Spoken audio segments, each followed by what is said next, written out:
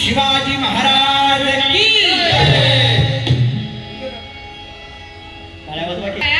केवढं पब्लिक आलंय. नमस्कार पुणेकर. आता मी काय माझी तू मार्केटिंग करायला आली होय सर. ओ सुया ये पिनाई कमनिया यांगला उतागी तकलीला पक्काल गे तुझ्या म्हातारला खेळायला फुलफुळा गे माय रमाई मयो वडे माय कृष्णाई मयो वडे माय सुया ये पिनाई कमनिया काय एम ए करतेस का तू? अगं ग्लोबलायझेशनचा जमाना आहे. झालं ना एम ए? म्हणजे काय घेऊन आली बाळ दिसत? अरे हीच की सुया पिनन फुग काहीतरी नवत ना नव होय होय. अरे बाबा नव मी आणलंय की. काय आणलंय? अरे महागातली गाडी आणलीये, मेकअप किट आणलाय आणि ती काय स्टारबक्सचं कुपन आणलंय आणि काही ते आयफोन 16 बी आणलाय आणि काय ती ट्रेंडिंग रील्सच्या आयडियाज आणल्या बरं. रील्स पण आणल्या. बापरे. काय एवढा साज शंगार करून नाही आली. हां बाई ह्या गठोड्यात काय? गठुडा? अरे गठुड नाही मग गोधडी. गोधडी बी म्हणू नका बाबा. मग? ही माझ्या डोक्यावर जी आहे ही पृथ्वी आहे आणि छोटे छोटे रंगबेरंगी दिसतायत ना, वेगवेगळे देश आहेत. अच्छा. याला गोधडी म्हणू नको, याला पुणेरी गालीच्या म्हण. पुणेरी गालीच्या. पुणेरी गालीच्या. कारण माझ्या माय माऊलीनं प्रत्येक मुलीचा कापडाला जोडलाय. ते जोडत असताना संसारातलं सुख दुःख आचार विचार यात विणले म्हणून याला पुणेरी गालीच्या म्हण. याचा ह्या घेऊन तर पण कशी काय लागते का नाही म्हणून म्हणते वडे माय वाड मावशे तुला काळा कुठं गुरुंडा होईल. असला गुरुंडा होईल की दिवसा सुद्धा बॅटरी लावून हुडकावं लागेल. कुठं दातन डोळा चमकतेल. वडे माय वाड दादा वाड तुला सुद्धा गुरुंडा होईल. काय बोलतेस बाई? मला कसं बुरबुंड होईल? काय बाबा गुरुंडा म्हणजे काय वाटलं तुला? बुरबुंडा म्हणजे बाळ. अरे येड्या गुरुंडा म्हणजे बाळ नव्हे. गुरुंडा म्हणजे ज्ञान, गुरुंडा म्हणजे सार आणि गुरुंडा म्हणजे नॉलेज. नॉलेज म्हणते गबय तुला गताई तुला गबय तुला गताई तुला गबाई तुला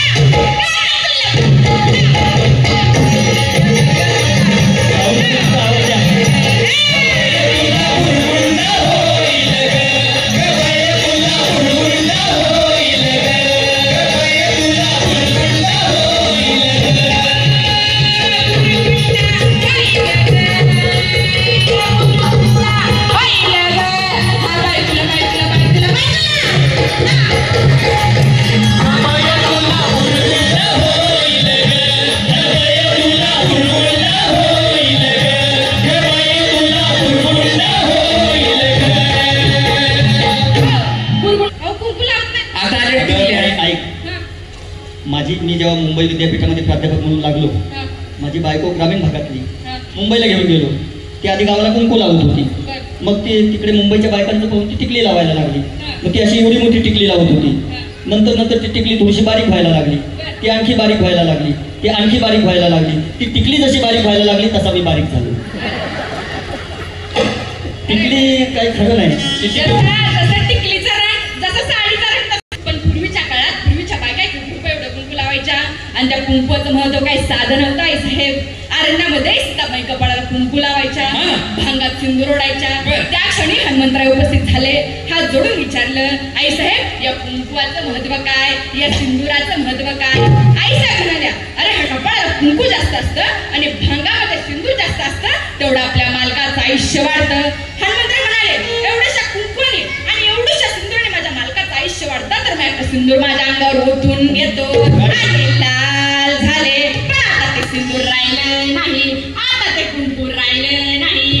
आता कुंकू आल्या गेल्या आणि ह्या टिकलीवाल्या आल्या. मी बाथरूम मधल्या भिंती साऱ्या सुवा टिकली केला. बाथरूमच्या भिंतीला का टिकली केला? चला कपाळाला टिकली नाही. सौभाग्याचं प्रतीक कुंकू असलं पाहिजे म्हणून नागराय सांगतात अनादी सिद्ध नवलाई झाले संदोगुगला सवे घेऊन आले. सौभाग्याचे कुंकू भाळी लाविले सद्भक्ती बोराटी हाती धरले. बघ बाबा पुराणात सांगितलंय ते खोटं नाही. बरोबर आहे. पुराणातली वांगी पचत असतील ना तुम्हाला? अरे बाबा कुंकू लावण्यामध्ये फक्त पुराणच नव्हतं तर याच्या मागे एक सायंटिफिक रिझन सुद्धा आहे. सायंटिफिक आता मला सांग कुंकू कुठं लावलं जातं? इथं कपाळावर. अरे कपाळावरच लावलं जातं. पण आज्ञा आणि ब्रह्मरंध्राच्या मधोमध हा जो पिट्युटरी ग्लँड आहे इथे लावलं जातं कुंकू. अच्छा. ज्यावरती कुंकू लावल्यामुळं महिलेचं मानसिक संतुलन कायम राहतं. वा, वा. कारण महिलेचा मेंदू हा अतिशय संवेदनशील असतो हा. आणि कुंकू हे हळदी आणि चिंचुक्यापासून बनलेलं असतं. अरे बाबा, तुला कधी इंचू चावला तर त्या जागी चिंचुका उघडून बघ.